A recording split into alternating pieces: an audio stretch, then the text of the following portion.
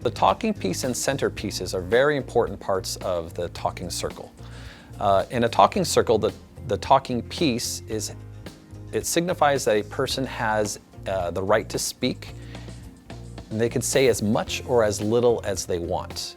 But the beauty of this is they can also pass and say nothing. In a talking circle, people are invited to speak, but they are not required to speak. Yes, why do we stay out of sight of the windows? Pass.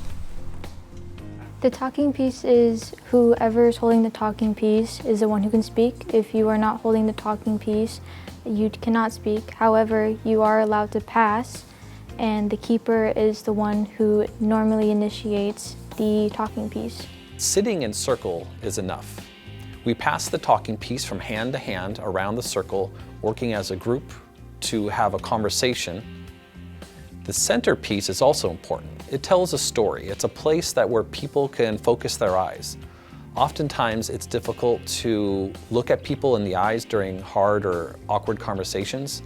So we focus our attention in the middle, and from there, the energy goes out to the others within the circle. So what it means to speak from the heart and listen from the heart means that you speak with respect and that you listen with respect. Listening from the heart is to be respectful towards the speaker and try to understand what the speaker is coming from.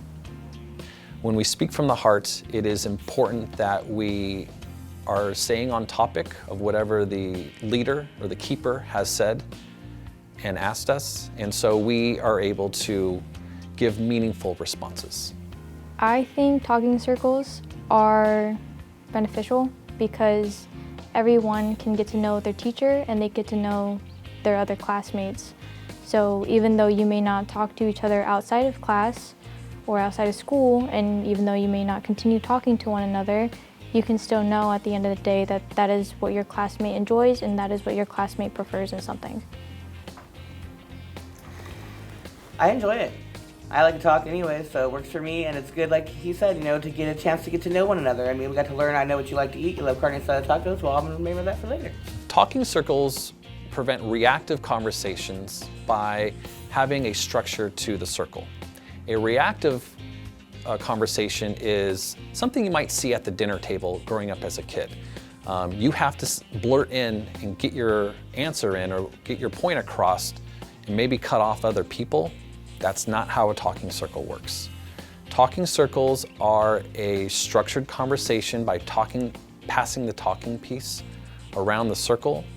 Everyone can say as much or as little as they want. We always say, just say enough.